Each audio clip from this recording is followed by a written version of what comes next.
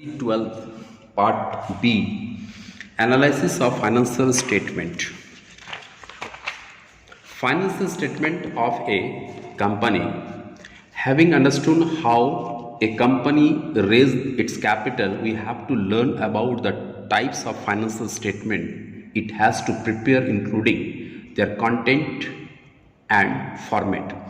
The financial statements are the end product of accounting process. They are prepared following the consisting accounting concept, principles, procedure, and also the legal environment in which the business organizations operate. These statements are the outcome of the summarizing process of accounting and area. Therefore, the source of information on the basis of which conclusions are drawn about the profitability and the financial positions of a company. Hence, they need to be arranged in a proper form with suitable content so that the shareholders and other users of financial statements can easily understood and use them in their economic decisions in a meaningful way.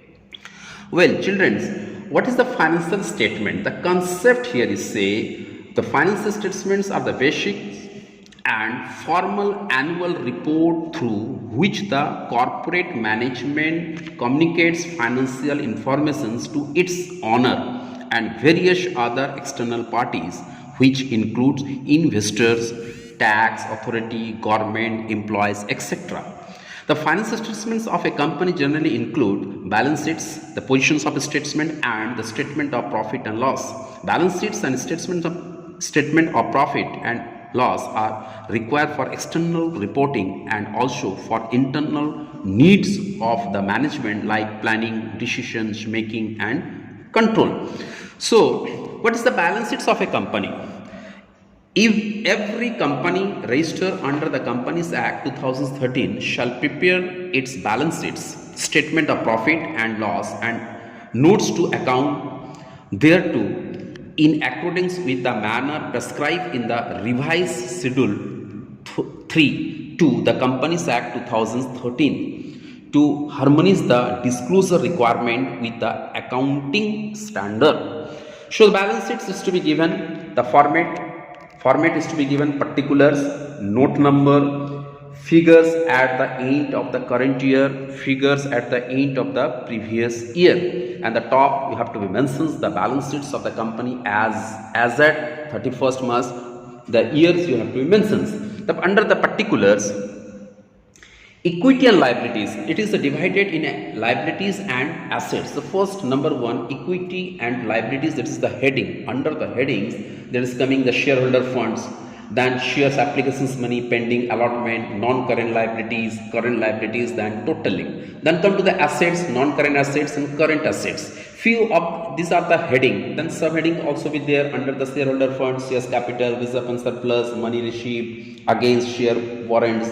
Under the shares applications money pending allotment. Then number third is say the non-current liabilities. Non-current liabilities means long-term borrowing, deferred tax liabilities, the net, other long-term liabilities, long-term provisions.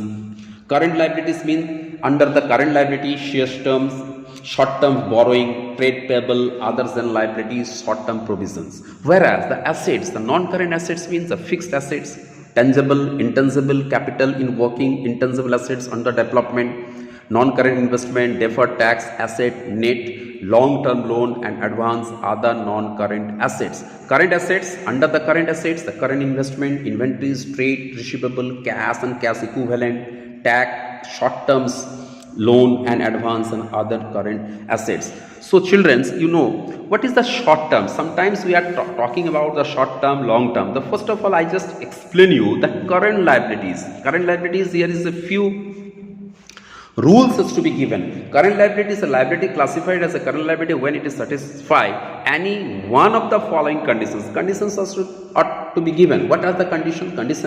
It is expected to be settled in the company normal operating cycle. Clear?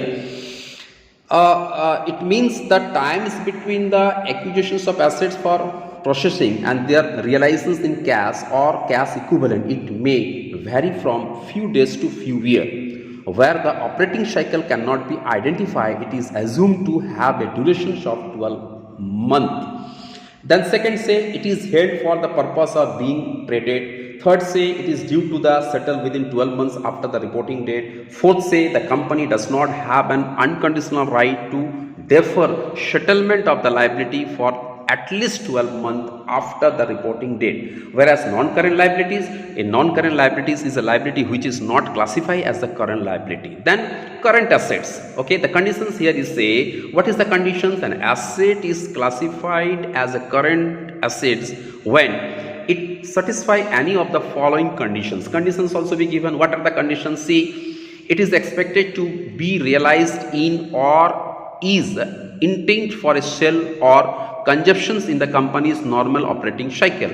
Then it is held primarily for the purpose being traded. Then it is expected to be realized within 12 months after the reporting date. And last is say it is the cash or cash equivalent unless it is restricted from being exchanged or used to settle a liability for at least 12 months after the reporting date. Then children's non-current assets, all the assets other than current assets shall be classified as a non-current assets. Thank you, children's.